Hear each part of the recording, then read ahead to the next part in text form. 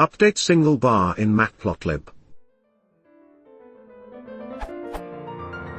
I am plotting a bar graph using Matplotlib, and according to a condition in my code I need to change the color of one of the bar. Is it possible to change the color of a single bar in the plot without plotting a new bar graph, because that would increase the complexity? Related, how to change the color of a single bar if condition is true. Matplotlib.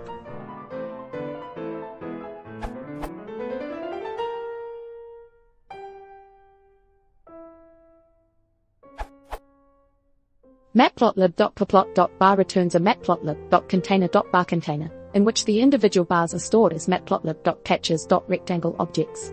Given that the container can be treated as a tuple of the patches themselves.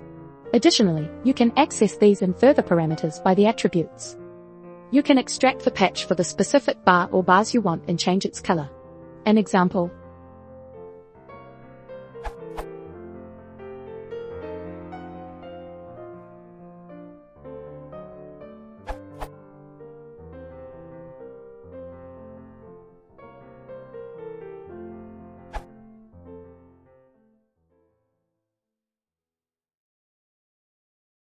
If you want to support the channel, please consider subscribing.